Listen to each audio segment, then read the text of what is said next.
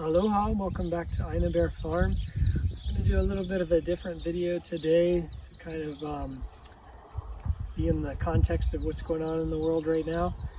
I used to teach urban farming when I lived in the Washington DC area, and I kind of miss doing more instructional type of work. So this will be a little bit more of an instructional type of video for I think people of all different levels of crop growing, gardening knowledge, and also want to try to make it applicable for people that are living in a lot of different zones. Obviously we're here in the tropics in Hawaii now, and I wouldn't imagine people to apply the same things here that they would back when we used to live in Maryland, be doing in Maryland. It's almost April. You can see I've got shoulder high corn right now. That obviously would not be happening back in Maryland.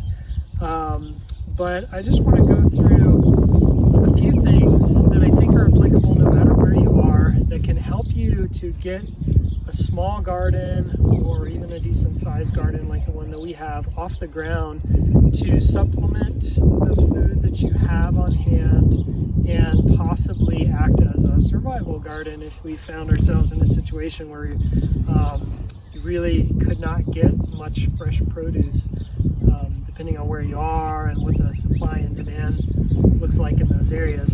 Here, being on an island, like, it's always a little sketchy.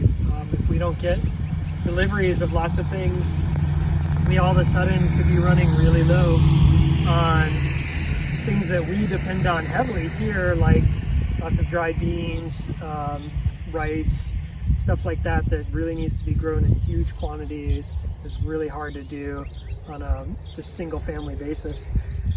So for starters, what I want to talk about, if you're setting up a garden for the first time, or if you've kind of dabbled in gardening and you really want to up your game now to provide yourself with some fresh foods in these difficult times, I want to give you some different steps to think your way through that will help you to either get off on the right foot or to shore up some of the work that you've already done. And the first thing is to think about how you're going to manage pests. So it does no good to grow some really beautiful, for instance, corn like this, if a pest is just going to come while you're sleeping and eat it all. And then you come out the next morning and you have nothing. It's especially tragic because this took a couple of months to get to this stage, and it's taken a decent amount of work. Had to clear this, seed it, enrich the soil, fertilize, water it. We've combated strong winds here, and somehow it's still stayed standing. And if we're lucky, we'll get to the end without any pests messing with it.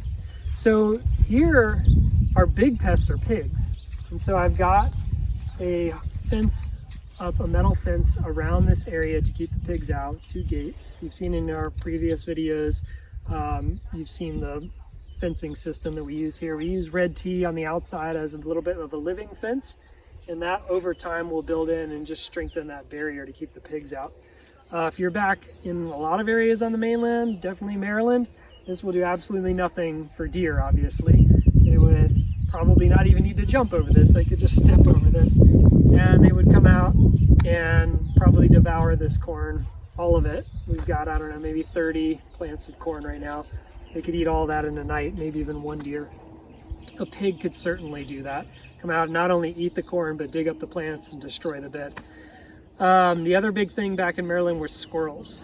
I once grew 88 ears of corn and had squirrels eat 88 ears of corn. I didn't get a single one. I tried wrapping fence around it. I tried a lot of different things and really could not seem to stop the squirrels. They're a huge pest that I'm really happy I don't have to deal with here. No squirrels in Hawaii.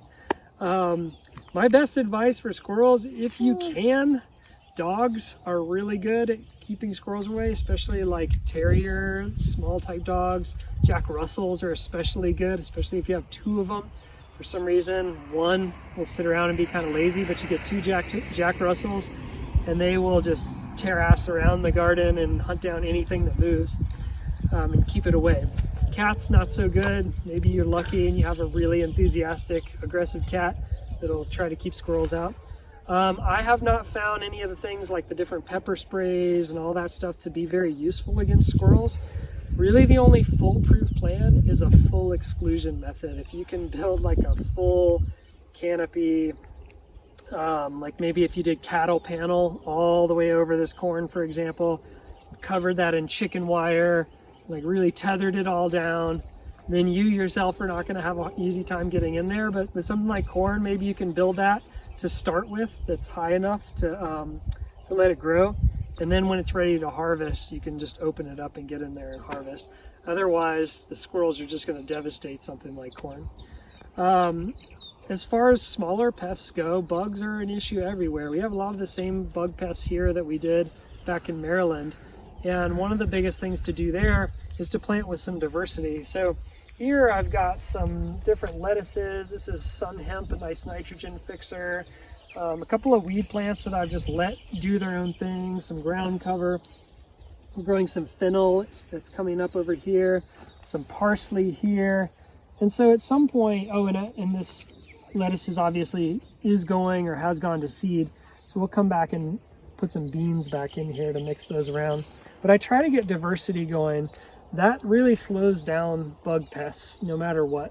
You really want to kind of trick them. If you have all the same plant in one area, that's just a buffet for the bug pests, and they will come and do a lot of damage really fast.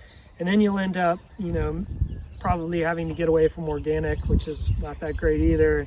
Spray something like 7 Dust or some nasty chemical spray on them. A lot of the organic stuff works okay for bugs. Neem oil is pretty decent if you use regular applications of it.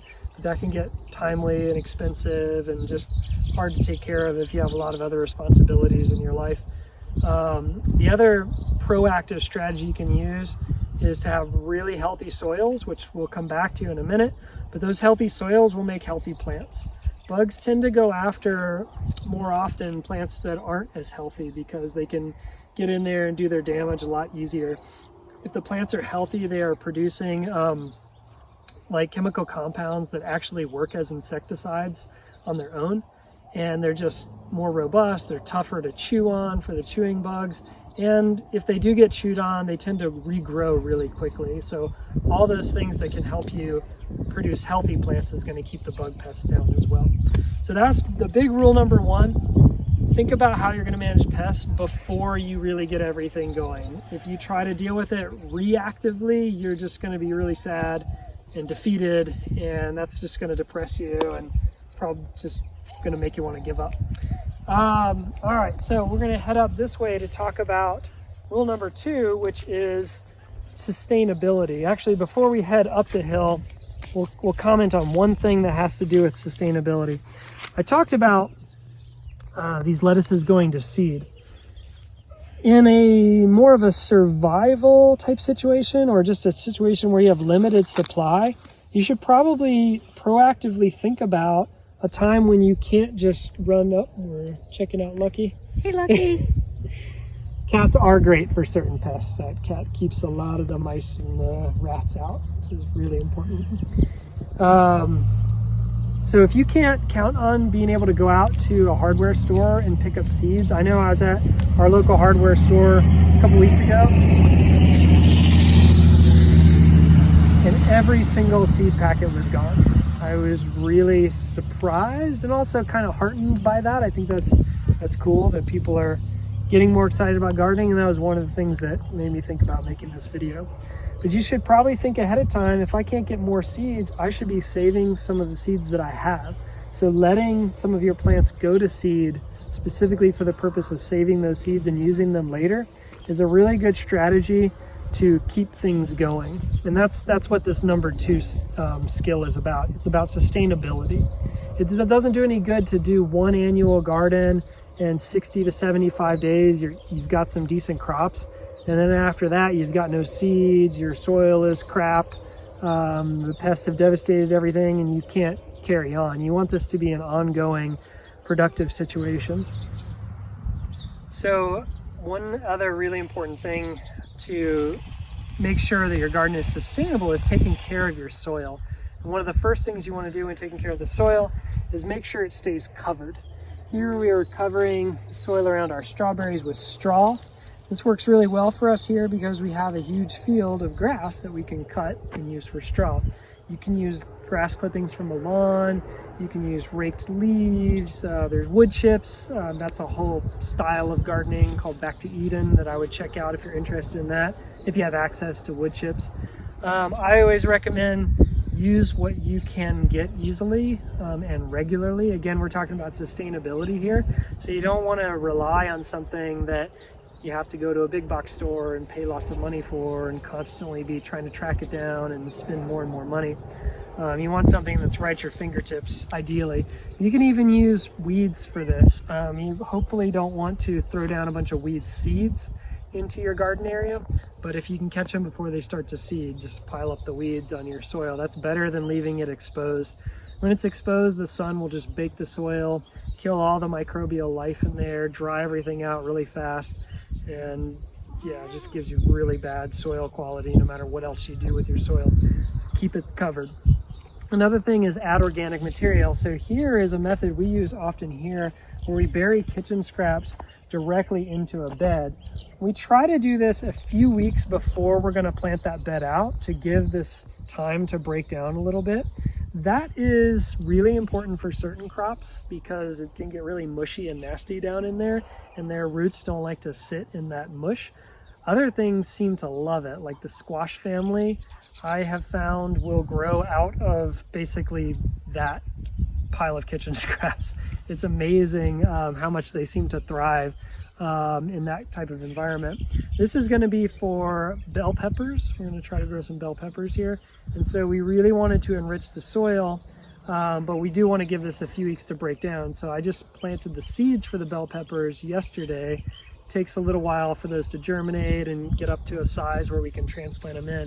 And ideally by the time they're ready, this bed will be ready and it'll be really nourished with all the different kitchen scraps that we threw in there. If you're kind of a novice with composting, just go check out anything sort of a composting 101 thing about what types of different things are good to compost. But in here we've got a lot of fruits and vegetable pieces, eggshells, a few other plant parts, that are just scraps of things that we've harvested out here and whatnot. Then after you put the scraps in, you just pile up the soil. I can actually do this one right now as a quick demonstration. Just pile up the soil on top of it. That'll help it break down even faster. And then as you can see here, then we come back and add the straw on top of that. And we just go down the line every time we've got a bowl of scraps and throw them in there. All right. So the next thing is to just make compost in general, like a typical compost pile. So if you want to follow me, we'll go and check out our compost pile that we have over here. It's pretty much finished.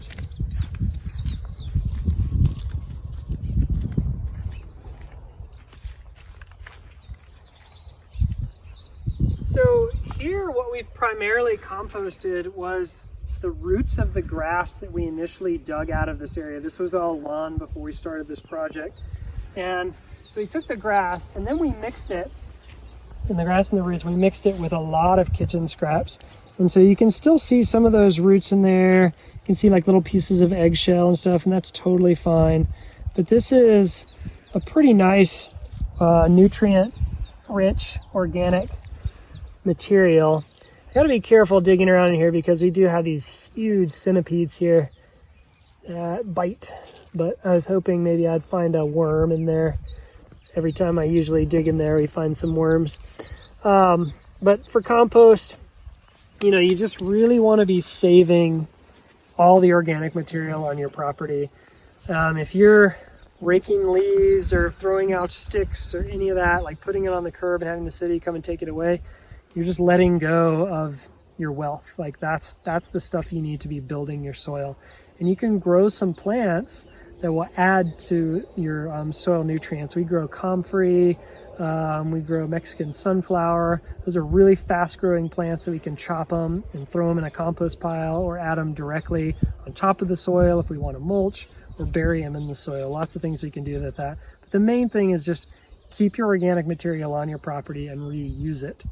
You really need to keep that soil healthy for sustainability, and that goes back to healthy plants, protecting against pests, all that type of stuff. It's really crucial. So the first thing was make sure you have a pest plan. The second thing was plan ahead for sustainability. In there we talked about seed saving, we talked about improving your soil and just constantly saving everything, recycling all the materials you use. Those are really important. The third and the final thing I want to talk about is just some of the types of crops that you should think about growing. And so we can start right here next to the compost pile. This is sweet potato. Grows really well in the tropics, but it also grows well in the warm season of most mainland locations. I highly recommend this crop for nearly anybody. It is such a great crop because you can go to the grocery store right now, buy a few sweet potatoes, cut off the ends of your sweet potatoes, eat the sweet potato, and then just stick the ends down in the soil and they'll shoot these vines out. Just forget about them for a few months. Come back in the fall and you should be harvesting several decent sized sweet potatoes off of that one that you initially stuck in the ground. High calories come from that, dense nutrition. All those things are really important if you are in a survival situation for sure, but even if you're just hoping to add some supplemental nutrition to the produce that you're buying. Just super easy, pretty low pest problems with sweet potatoes. They grow in all kinds of different soils. They can take somewhat of drought. They do like it a little bit wetter, and they definitely like the heat. So you have to grow it in the warm season if you're on the mainland. But a great crop. If you're in the tropics, or if you have a decent greenhouse set up, or do this in pots or something, Moringa is one I would highly recommend. They call it the miracle tree because it's so dense in nutrition. Watch out for this because as I've recently learned, it's got a little bit of a laxative property to it. So take it easy at first with that one and then see what your stomach can handle. But it's a great plant for whether you're in a warm spot or the tropics, but it can't tolerate any cold whatsoever. A mild frost would kill it pretty well. Beans. So you're gonna want some kind of protein. These are bush beans. You have bush beans and you got pole beans that grow on vines. So these we grow for green beans, which are a little bit of protein. I mean, they're a decent amount of protein, but they're just really good to eat fresh. You can also let them go all the way to dried beans, and you'll have an even denser protein source that way. Dried beans, you can literally, again, go to the store, buy some dried beans, stick them in the ground. The beans are the seeds, and you'll get some plants out of those. It's hard to say like what kind of plant it'll be. Bush beans are faster than pole beans, but pole beans are more productive per plant. So off of one plant on a pole bean, you'll get a lot more beans. But you can get beans in as fast as 45 days. Those bean plants are also really good for enriching your soil because they pull nitrogen out of the air and fix it into the soil. So that's just another thing that can help your sustainability efforts, is always to be growing some kind of legume in your system.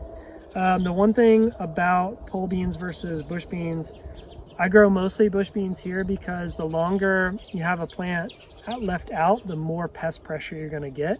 And what tends to happen here is that pole beans, they get ransacked by pests before they start to really heavily produce. So it doesn't make that much sense to grow pole beans in most places here. I mean, I think some people might have their exact right little situation for it. That's always a possibility. Behind me, and then so many different kinds of beans you can grow on the mainland. If you're in the tropics, I would look into pigeon pea. It's a really resilient, tough crop that produces legumes. Typically, you let them dry and then cook them like a dried bean. Little bit like a what do you call it? I can't remember the name of it right now, but this is what dal is made from in India. Lentils is what I was trying to think of. a little bit of like a lentil type of consistency flavor. But that's a really, really good plant. And so outside of high calorie plants like sweet potatoes, and then regular potatoes, if you're on the mainland, we can't do regular potatoes here. But those are kind of like your high calories. That's the first thing I would think about. The second thing I would think about is protein. So you got to get some kind of beans in there. And then the third thing I would think about is nutrition. They're all equally important, but you can survive for a long time on just straight up calories. Whereas, and your health will deteriorate if you're not getting nutrients, but you'll survive. And for nutrients, I would think about greens. We've got some kale here. It's pretty dense nutrition. The moringa, again, if you're in a tropical or warm spot, a lot of nutrients. And then a lot of the herbs are really dense in nutrients. Things like, we talked about parsley down there, fennel, mint, basil, just a lot of those like leafy herbs. You can get a lot of different types of nutrients out of that. And then fruits, but that's getting into the perennial thing, which you can leave that for a separate video. And the last thing I'll say is that in a lot of places, you have weeds that are much more nutrient dense than a lot of the annual vegetables that we grow. I know in Maryland we had lamb's quarters, which is kind of like a spinach substitute, super nutrient dense. Not, in my opinion, the tastiest thing I've ever had, but really, really good for you. And it's a weed. You don't have to do any of the work. You just have to let it grow when you recognize it. And there's other plants like that, dandelion leaves, again, not my favorite thing to eat, but super nutrient dense. So, you can also think outside the box a little bit when it comes to annual vegetables versus weeds when you're thinking about nutrition.